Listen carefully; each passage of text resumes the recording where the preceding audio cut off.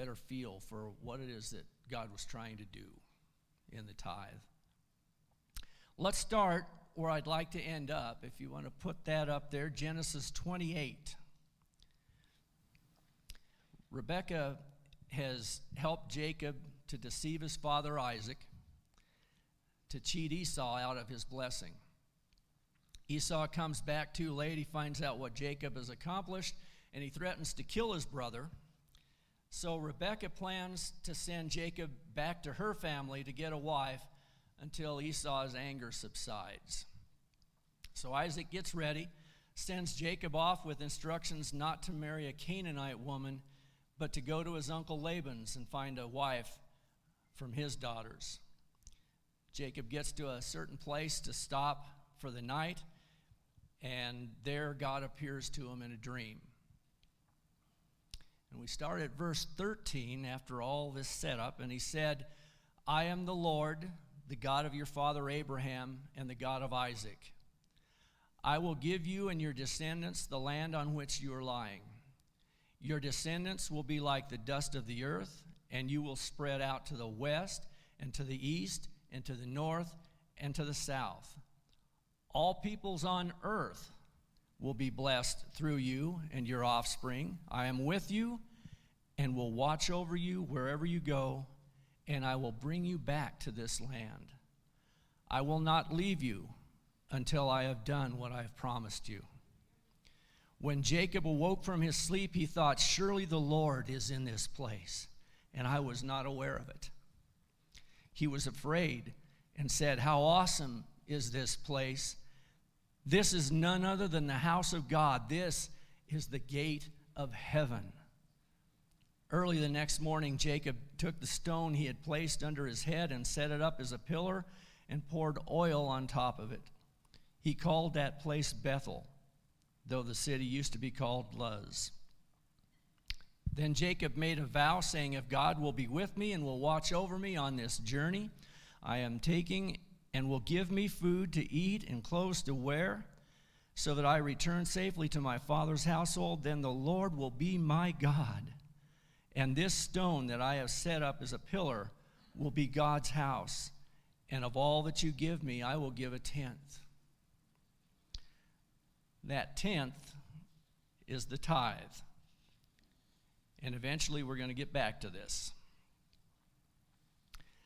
First now, let's begin with a time trip that's much closer to us, time approximately 60 years ago. As a small child, I took note of a habit of my mother. Whenever my father got paid, my mother would cash the check.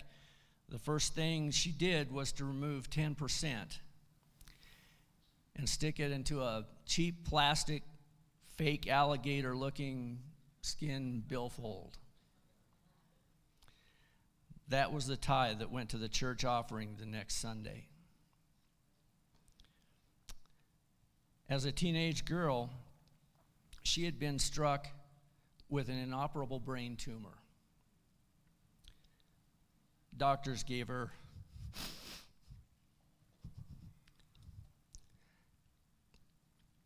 Doctors gave her 6 months to live.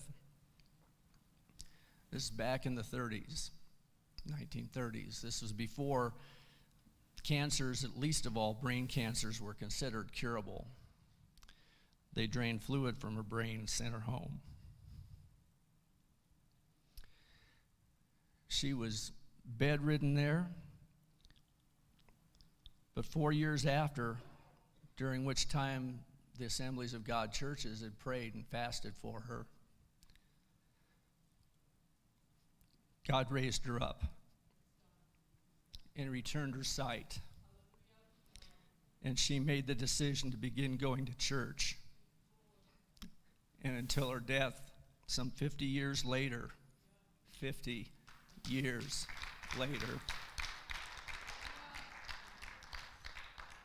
tithing became a part of what she did.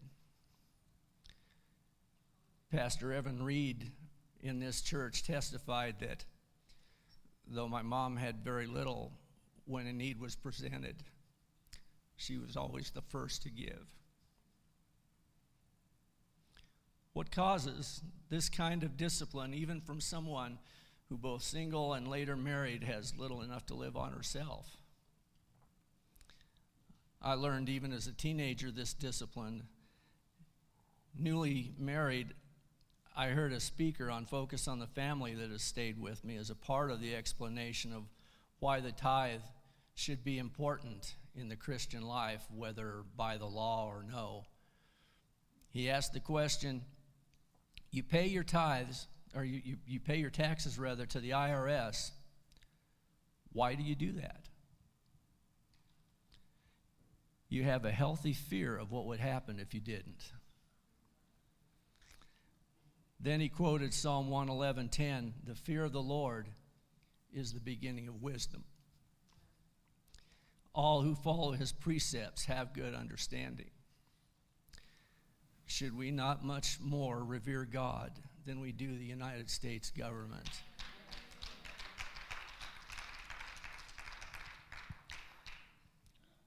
But is that the only reason for consistent giving? Is that the reason my parents gave? I believe there was a lot more to it than that, and there should be more reason for that, for us to give today. Still, I do believe that the tithe is not a question of grace versus law or whether we're compelled to follow this biblical example. It's a mark of honor and respect toward our God for who he is. For those who contend that the tithe was only for the nation of Israel to support the Levites and not a part of the church today, it could be argued by the Apostle Paul's words in 1 Corinthians 16:2 regarding a collection that he was taking to Jerusalem for the poor. It says, on the first day of every week, each one of you should set aside a sum of money in keeping with your income. Until he arrived, the collection was to be consistent, and like the tithe of Paul's people, a tenth of the increase, his command tied to each individual's income.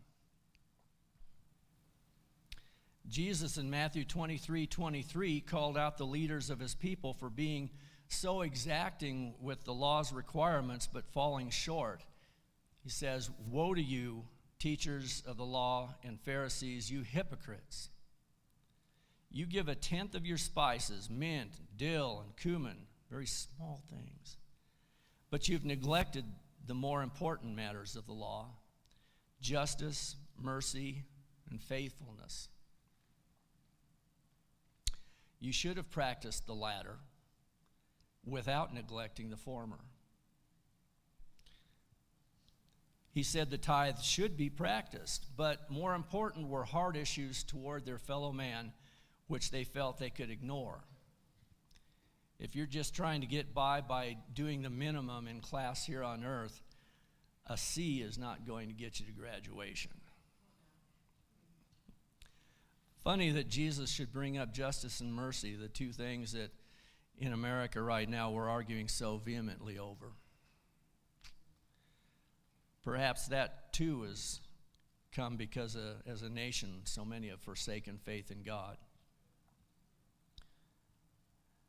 Hebrews chapter 11 discusses faith. It also addresses Cain and Abel's offerings to God. Verse 6 says, and without faith it is impossible to please God, because anyone who comes to him, obviously, must believe that he exists and that he rewards those who earnestly seek him. One reason we might hold back tithing as a principle is because we fear running short of money more than we fear God.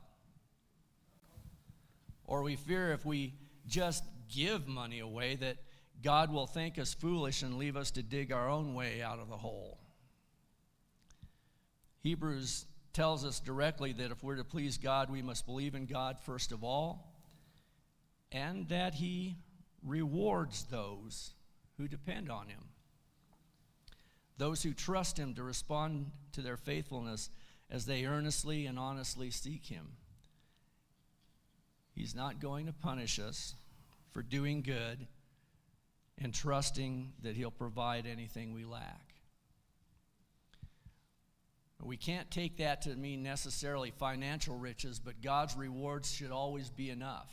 And Psalm 37:25 promises, I was young, and like me, now I'm old, yet I've never seen the righteous forsaken or their children begging bread. Amen. Over and over in the Word, God confirms his faithfulness to take care of those who obey, who are faithful in return, and who earnestly seek to become more like him. Our God is a giving God. Romans 8:32, he who did not spare his own son, but gave him up for us all, how will he not also along with him graciously give us all things? All things. He gave the greatest sacrifice anyone can imagine. He also created us and the world we live in. He asks us to respond in kind, give of the abundance he provides, and with a heart that reaches out to treat others as he did us. Meet needs with faithfulness, and along with it, do justice, but grant mercy. It's something to consider with the craziness we're living with in our world today. In Matthew 6, Jesus said much the same thing. Verse 8 said, do not be like them, for your Father knows what you need before you ask him. Later in verse 25, he says, do not worry about your life, what you will eat or drink, or about your body, what you will wear. Verse 28, why do you worry? Verse 31, so do not worry. So I'm thinking his point was probably do not worry.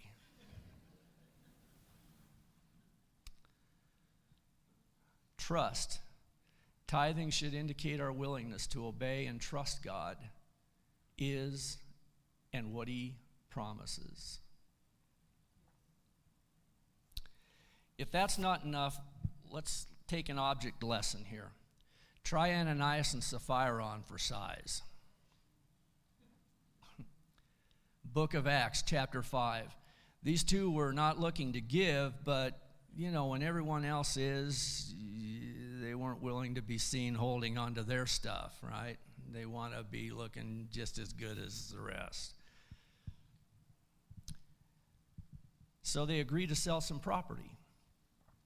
Now, that was okay. It belonged to them. They could do with it whatever they wanted.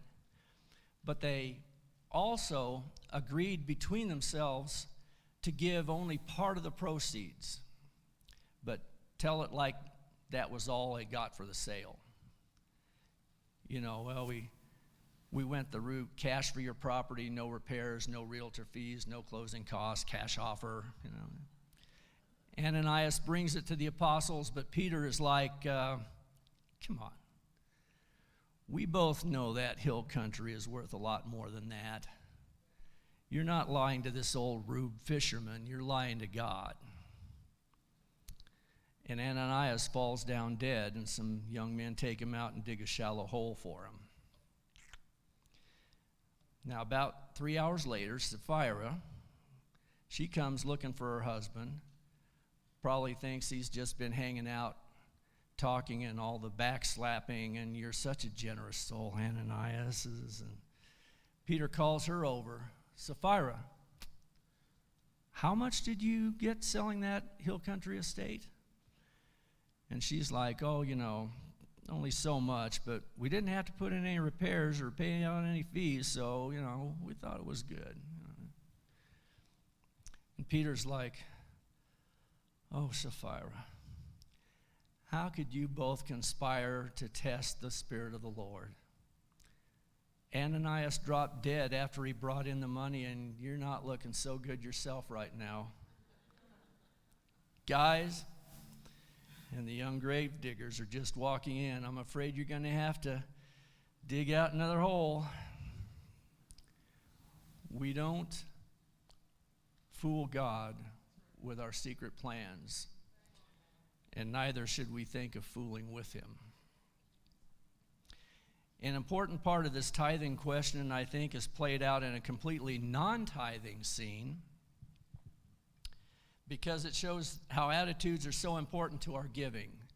Let's look at Luke 7, verses 36 to 50.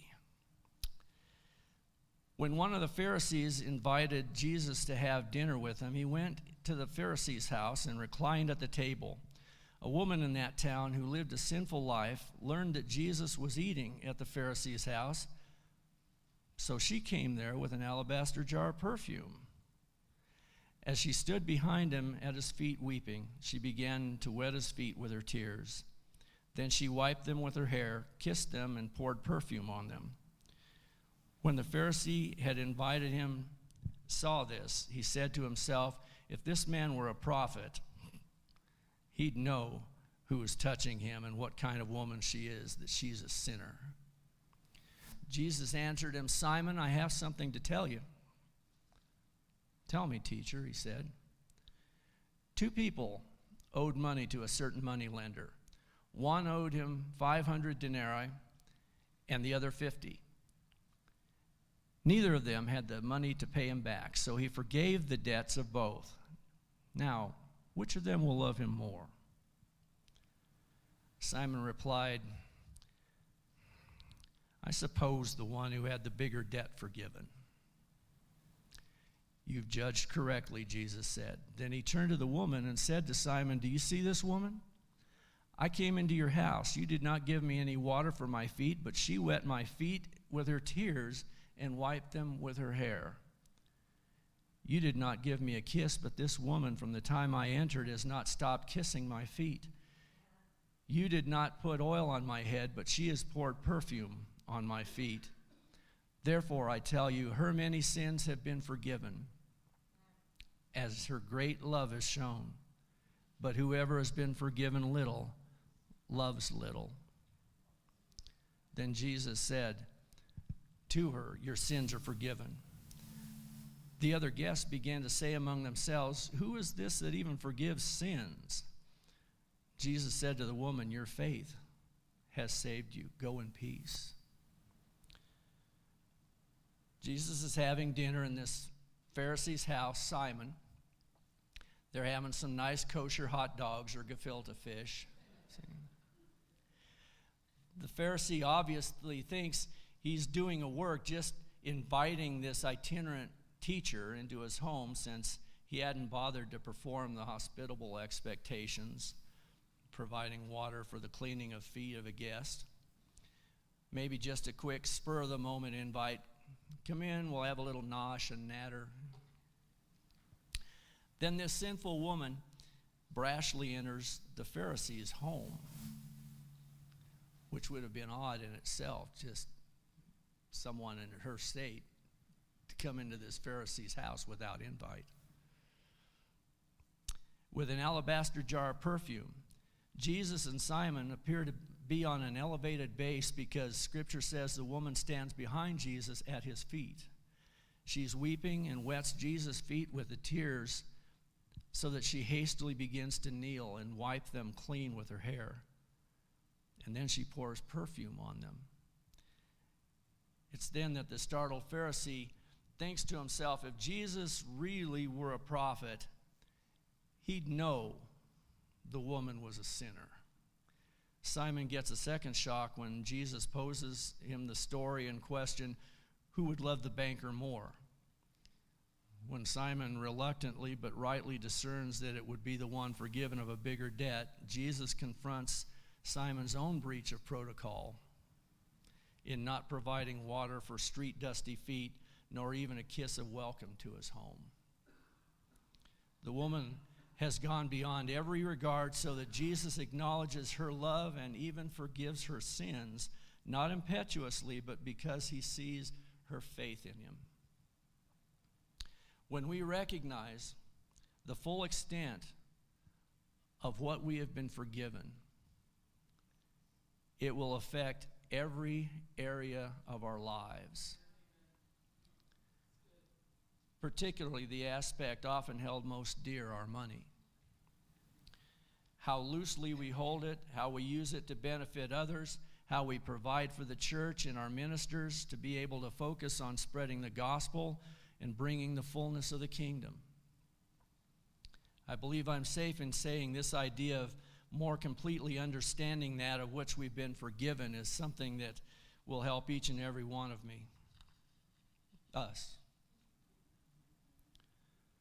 At the end of the Old Testament, Malachi 3, verses 8 to 10, we're moving backwards. We're getting there. The question is asked of God, how are we robbing you? And God responds in tithes and offerings. He says, you're under a curse. And he challenges, test me in this, says the Lord Almighty, and see if I will not throw open the floodgates of heaven and pour out so much blessing there won't be room enough to store it. In verse 6, just before this, God reminds, I, the Lord, do not change. This is not just for back then sometime. I don't change. We're living in a time when human philosophy is maintaining that any ancient truth they don't like can be changed up to line up with their current proposition, whether that's the truths the country was founded on or what political party's history is responsible for the retention of slavery, or what genders, pronoun they wish to take for themselves in rejection of God's creation of them. Anyone or anything that disagrees can be canceled or silenced or made to conform by law. But God says, I, the Lord, do not change. When he says his people are under a curse for robbing him of tithes and offerings, and challenges them to test him and see if by being obedient he won't throw open the floodgates of heaven with so much blessing there won't be room enough to store it all. The question is, was this only for his chosen Israel or for his creation man? And was it only Mosaic law or a law of spiritual forces and results based on one God over all creation? Let's make one more stop before we finish where we began with Jacob. How about his grandfather Abraham?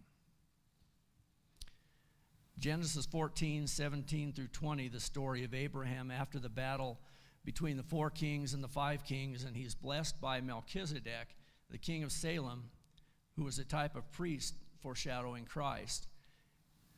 And in turn, Abraham gives him a tithe. Hebrews 7, verses 4 through 10 argue that under Mosaic law, the Levites, from whom come the priests, alone acquire the tithe of the people. But Melchizedek did not trace his descent from Levi, yet he collected the tithe from Father Abraham. Hebrews contends that, in fact, Levi here paid the tithe through Abraham being still in his body. If we want to expand on this, we can claim that as Christians, Abraham is our father also, having been the first to believe in the promises God made to him and his descendants. And as Paul teaches at great length, we've been grafted into that faith. Romans 4:16 says, therefore the promise comes by faith so that it may be by grace and may be guaranteed to all Abraham's offspring, not only to those who are of the law, but also to those who have the faith of Abraham. He is the father of us all. And so we arrive at our destination back again, Genesis 28. Let's look at the last 3 verses again, verses 20 to 22. Then Jacob made a vow, saying, if God will be with me and will watch over me on this journey I'm taking, and will give me food to eat and clothes to wear, so that I return safely to my father's household, then the Lord will be my God, and this stone that I've set up as a pillar will be God's house. And of all that you give me, I will give a tenth. This is in response to the list of promises God had given during his dream as he was leaving home and basically fleeing from his brother Esau. But it was not some kind of foxhole religion. You get me out of this and I'll never do this or that again. God made promises to Jacob. Jacob knew himself. He knew his deceitfulness and everything it had cost him. After all that, God is going to be this generous?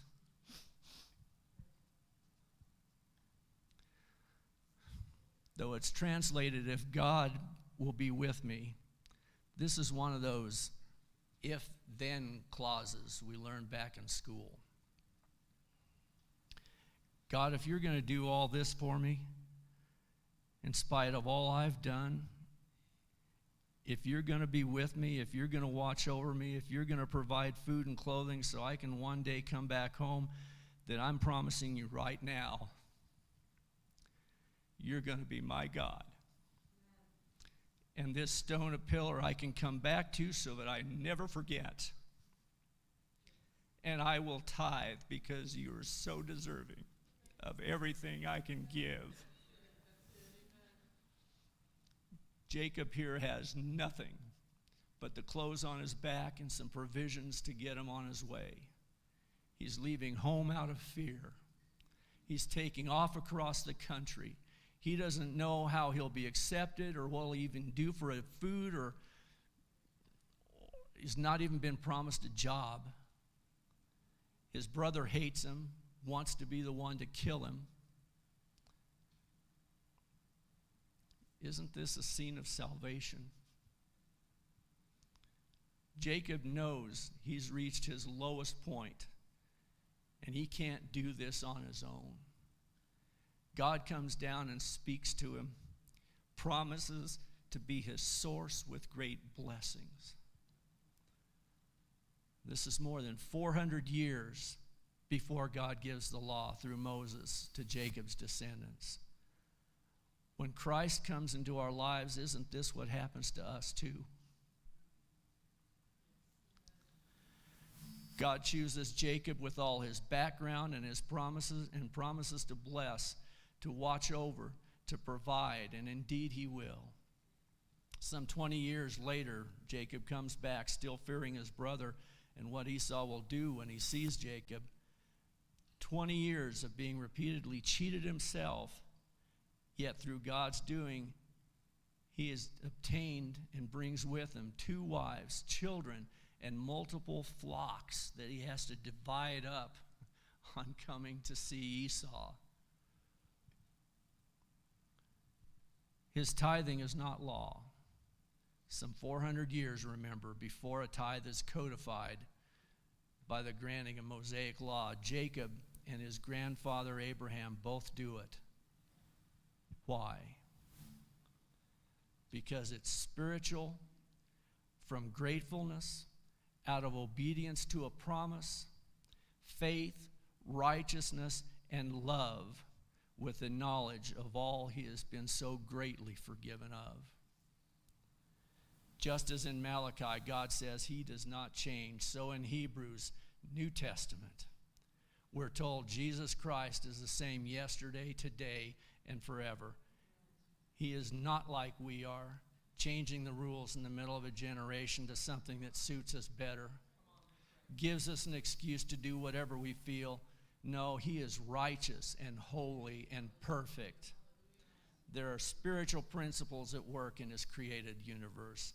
That which was a spiritual response from man to God some 6,000 years ago in heavenly places is still so today. His divine principles always work. We don't tithe because the law tells us to. We tithe because the divine principle the Bible shows us again and again.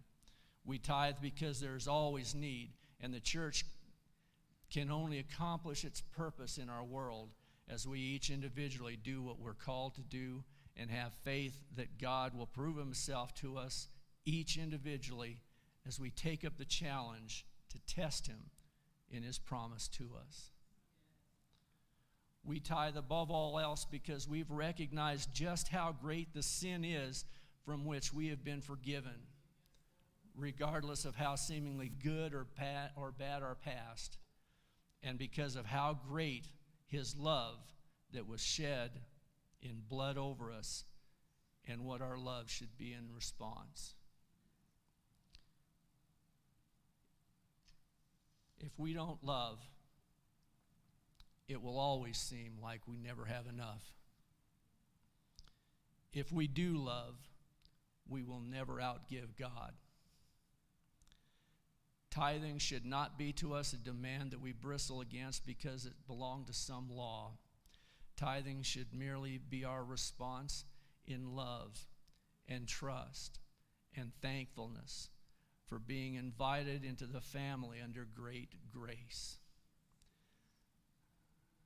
So this morning, my challenge for you is to ask yourself again what you perceive as the sin you've been forgiven from, and how great is your love. Then test God. Go ahead. You'll never outgive him.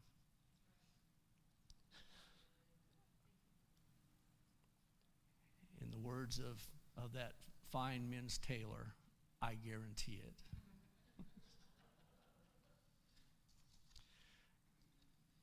God bless you all. Do you have anything? Y'all are dismissed. Have a great Sunday.